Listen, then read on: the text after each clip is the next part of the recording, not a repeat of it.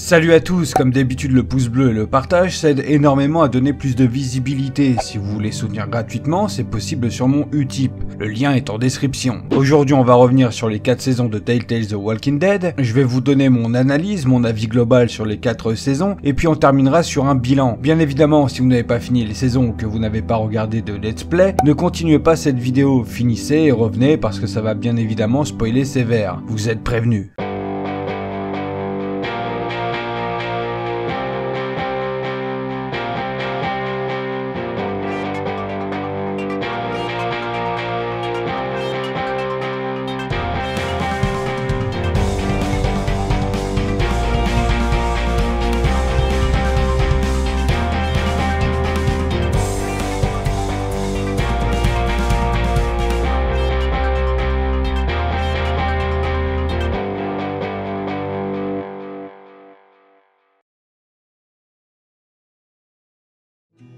Telltale The Walking Dead, c'est un jeu interactif mettant en scène une toute nouvelle histoire dans l'univers Walking Dead, qui serait canon par rapport aux comics. En plus des 4 saisons que l'on va traiter dans cette vidéo, Telltale avait également sorti une série de 3 épisodes sur Michonne. Le premier épisode de Telltale The Walking Dead est sorti en avril 2012 et le dernier en mars 2019. Cette série d'épisodes aura traversé pas mal d'années et chaque saison apporte de la nouveauté dans le gameplay, qui devient donc de plus en plus dynamique. J'ai mis énormément de temps avant de m'y intéresser, j'ai toujours pris plus ou moins de haut ces jeux-là, je les considéré comme peu intéressant, mais durant l'été 2018, je me suis dit allez, pourquoi pas, j'ai pris la première saison sur Instant Gaming et c'est parti pour des lives où à chaque épisode, chacun d'entre vous venait pour voir la suite. C'était extraordinaire de partager ces moments avec vous. Je remercie Yam Yam, Mademoiselle Mo, Catchonline pour leur présence et tout particulièrement Zeralou pour ses dons qui nous ont permis d'enchaîner les saisons avec au passage la première saison de Telltale sur Batman qui était également très sympathique. Sans rentrer dans le détail, je trouve que l'histoire autour de Clementine est tout simplement excellente et que je suis content d'avoir fait ces jeux. C'était du bon Walking Dead, je rappelle qu'en même temps à ce moment-là, il y avait la saison 4 de Fear qui sortait tous les lundis. Autant dire que faire du Telltale, ça aidait pas mal à oublier cette catastrophe.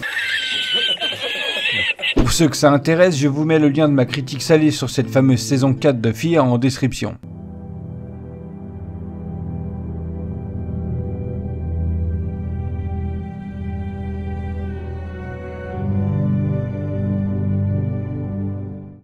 Ah, les débuts, lis, putain, lis. Ce que j'adore avec ce jeu, c'est que chaque épisode est très riche en termes d'histoire, d'enjeux et de choix cornéliens à prendre. On vit l'histoire, on choisit le chemin que prend cette dernière, ou en tout cas on est tellement dedans que c'est l'impression qu'on a. Le drama est absolument présent à quasi tous les épisodes. L'épisode avec la famille de Cannibal est juste incroyable. On est baigné et charmé par ces personnages qui paraissent normaux pour finalement se rendre compte sur la fin qu'ils bouffent les gens et qu'on les tue tous. C'était vraiment intense et prenant. Je crois que c'est vraiment cet épisode en particulier qui m'a convaincu que j'allais passer de bons moments en faisant les saisons. La relation Lee-Clementine est excellente. Beaucoup des choix que l'on fait à travers Lee se répercutent sur Clementine qui apprend de nos erreurs ou de nos bonnes décisions. Bien sûr, tout est subjectif et chaque joueur prend des décisions différentes, ce qui varie un peu le récit, sans vraiment non plus être très impactant. On a l'illusion que nos choix ont un grand impact et même si c'est plus ou moins faux, on est à fond dans l'histoire et avoir cette impression accentue notre immersion dans le jeu. Je trouve que Telltale sont extrêmement doués à ce niveau-là. Tout le chemin parcouru pour arriver jusqu'à Savannah, la ville où sont censés être les parents de Clementine, fut semé d'énormément d'obstacles et de choix cruciaux. Je pense en particulier à Lily, qu'on abandonne suite au meurtre qu'elle commet devant tout le monde sur la route, et qui, 3 saisons plus tard, est l'antagoniste de la saison finale. Et Kenny, que je trouve assez relou, il perd femme et enfant, mais il reste un peu le même con, quoi. Je sais que beaucoup apprécient ce personnage, on va dire que j'aime bien le détester. Il se rattrape un peu en saison 2, mais on en reparlera. Donc, tout le groupe est à Savannah et c'est extra. Durant les 2 derniers épisodes, on explore une ville, une école, on affronte une communauté. C'était intense jusqu'au bout, quand Lee se fait mordre et se bat pour récupérer Clementine des mains de l'homme à qui le groupe, plus tôt dans la saison, avait volé beaucoup de ressources. Lee meurt en ayant sauvé Clementine, qui s'éloignant de la ville, remarque 2 silhouettes au loin, Omid et Krista. Pour une première saison, elle est clairement incroyable. On rentre dans l'univers et on le découvre de façon assez violente. On s'attache au personnage et on se demande constamment comment ça va se finir, comment Lee va faire face au danger tout tout en maintenant Clémentine en vie. Ça vaut bien sûr pour toutes les autres saisons, mais quand tu fais pour la première fois Telltale The Walking Dead, pour un peu que tu rentres bien dans le délire, bah tu sais pas à quoi t'attendre. L'histoire de cette première saison était très captivante. Un tôlard échappe à la prison entre guillemets grâce à l'infection zombie et se retrouve dans un monde rempli de dangers, prend une petite fille sous son aile et fait tout pour la protéger et l'éduquer pour survivre dans ce nouveau monde. La fin est poignante, on se demande comment Clémentine va s'en sortir sans Lee, et puis cette musique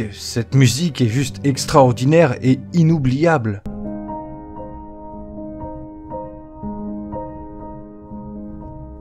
Memories of darkness, I'm struck. La saison 2, la saison du drama ultime pour moi. Il y a des morts de partout, du drama à n'en plus pouvoir du début à la fin. On débute sur la mort d'Omid et une ellipse qui nous montre que le bébé de Krista n'a pas survécu et qu'avec Clémentine, elles survivent toutes seules depuis un bon moment. Et à peine un feu de camp rallumé, une bande de survivants agresse Krista qu'on tente d'aider. Résultat des courses, Clémentine échappe aux méchants par la rivière et on ne reverra plus jamais Krista. Ce que je trouve assez dommage d'ailleurs. J'aurais bien aimé qu'elle soit dans la partie durant la saison 4 par exemple. Après le drama avec le chien, Clémentine se trouve un nouveau groupe de survivants qui font face à un groupe hostile envers eux, puisqu'il y a une histoire de triangle amoureux. Rebecca et Alvin sont ensemble, bien qu'apparemment un certain Carver, leader du groupe hostile, revendique l'enfant à venir de Rebecca comme étant le sien. Du coup le groupe décide de partir, il trouve un tout nouveau groupe vivant dans une grande maison, et à notre grande surprise, l'un des survivants de ce groupe n'est autre que Kenny, qui a finalement survécu à la saison 1.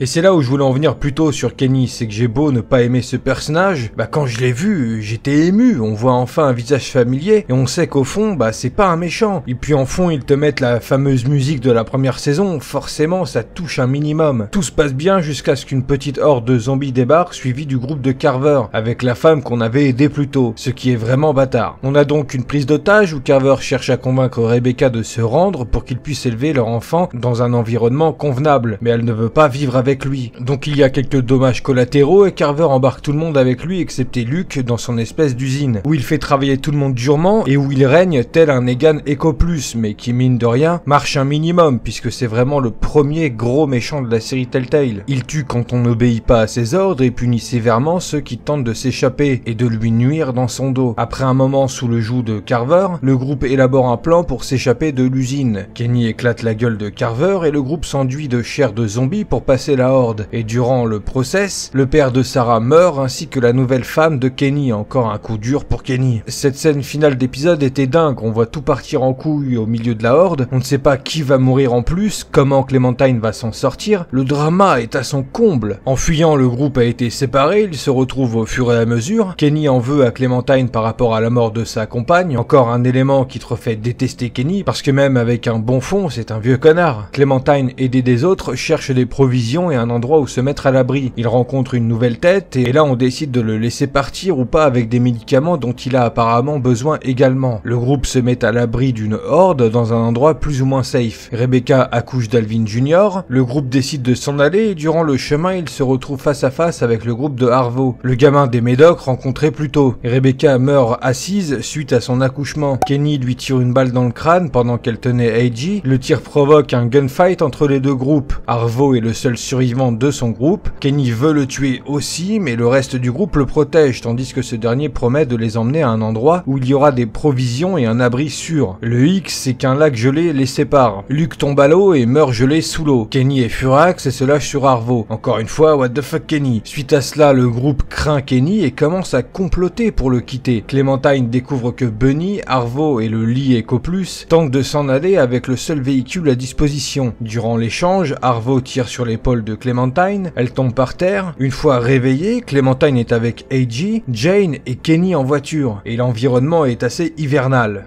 Totalement même. Si je me souviens bien, Jane veut rebrousser chemin et trouver un endroit vraiment safe, tandis que Kenny, lui, veut qu'on continue dans la neige vers un futur très incertain. Octogone, Kenny prend le dessus, Clémentine arrive à se saisir d'un flingue et là on décide de tirer sur Kenny ou de le laisser planter Jane. Perso, j'ai tiré sur Kenny. Salut mon pote. Et enfin, on entend pleurer AJ qu'on récupère et on s'en va. Je vous ai fait un beau résumé pour montrer à quel point le drama est présent. Le chemin parcouru par Clémentine durant la saison est juste dingue. On est vraiment dans la lignée de la première saison, où en un épisode il se passe énormément de choses. On découvre de nouveaux personnages, on s'y attache ou pas, on retrouve Kenny, on affronte une communauté hostile, on s'en échappe et une nouvelle ambiance survie prend le pas. La naissance de Eiji, la mort de Kenny, en termes d'histoire, de drama et de fidélité au produit de base, qu'est la première saison, tout est là.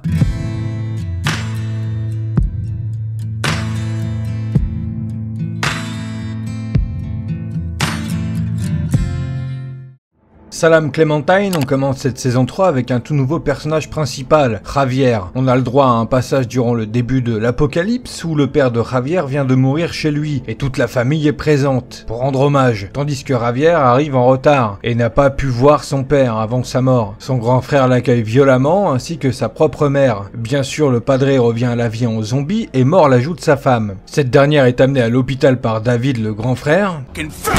Retour au présent, Javier survit avec sa belle-sœur et les enfants de son grand frère. En lootant une espèce de déchetterie, Javier tombe nez à nez avec des gens hostiles. Kate et les enfants ont réussi à se cacher. Durant le conflit, Javier assomme un homme, puis se fait assommer à son tour. Attaché, il est emmené en camion, accident, le conducteur s'échappe, on lui tire dessus ou pas et... Surprise, motherfucker. Clementine, qui a bien grandi, nous braque au fusil à pompe. Une alliance se crée, Javier veut retrouver Kate et les enfants, et Clementine veut leur véhicule en échange de son aide. Une horde de zombies débarque et Clementine emmène Javier dans une ville, un peu à la Mad Max avec de nombreux survivants. Et c'est là que les fans sont plus ou moins divisés, parce qu'effectivement Clementine n'est pas jouable à 100% du temps durant cette saison. On suit beaucoup l'histoire de Javier. Et ça n'empêche qu'à travers Javier, on est beaucoup avec Clementine, et fort heureusement, il y a quand même pas mal de scènes de gameplay avec elle, en flashback, pour comprendre ce qu'il s'est passé pour elle et Eiji entre la saison 2 et la 3. Même si je reste très fidèle aux deux premières saisons, j'ai énormément apprécié cette saison 3, parce que l'univers est vraiment plus grand. On voit que beaucoup de personnes survivent ensemble, de plus ou moins grandes villes sont là et il y a du trafic de ressources entre les communautés. On est vraiment sur un univers riche et puis on rencontre en cours de chemin Jésus, le Jésus de Walking Dead, qui est tout simplement génial et bien badass durant ses apparitions. Pour rappel, l'univers des Telltale The Walking Dead est dans le même que le comics.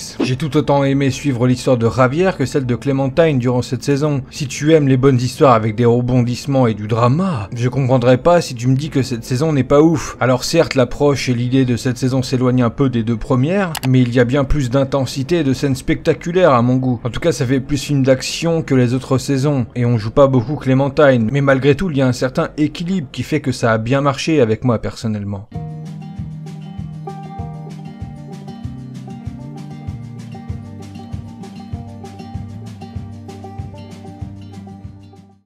En cours de production, on a eu une grosse sueur froide quand on ne savait pas s'il y aurait bien une fin, si c'était bien fini définitivement pour Telltales. Ça a beaucoup fait parler et finalement on a bien eu cette ultime saison complète pour clôturer l'histoire de Clementine et Eiji grâce à Skybound Entertainment. Dans la continuité de la saison 3, les graphismes sont encore plus poussés et on a un nouveau gameplay, celui de l'arc. Je vous avoue que les deux premiers épisodes, j'ai eu du mal avec cette idée de communauté d'enfants qui sont restés durant tout ce temps dans leur école. Je trouve cette idée peu réaliste, vous allez me dire que c'est un jeu vidéo, mais un minimum de crédibilité est important pour vraiment être en phase. Et je ne m'imagine pas concevoir que des enfants réussissent à se défendre des zombies si facilement, à défendre une école, à se nourrir si facilement, etc. Je ne me suis pas vraiment attaché à tous ces personnages, malgré que l'histoire soit bien écrite, et que certains sont touchants. Je pense tout particulièrement à Tennessee, son histoire avec sa sœur, je crois, Minerva. C'est assez inattendu et intense sur la fin. Et puis surtout, ça fait un beau parallèle avec Clementine et Eiji. Il n'y aurait eu que Tennessee comme enfant, avec quelques ados, mais plusieurs jeunes, admettons, de 20-25 ans. J'aurais mieux apprécié, je pense, ce délire d'école. Mais bon, une fois les deux premiers épisodes passés, je suis vraiment rentré à fond dans l'histoire. Bon, en partie parce que l'épisode 3 et 4 sont les derniers, et que forcément le drama et la puissance étaient au rendez-vous. Mais force est de constater qu'absolument chaque épisode sont extrêmement fournis en termes d'histoire, et on retrouve beaucoup l'ambiance des deux premières saisons. Forcément, puisque cette fois-ci, tout ce que nous faisons avec Clementine se répercute sur Eiji, qui se souvient de ce qu'on lui dit, tout comme Lee par rapport à Clementine en première saison.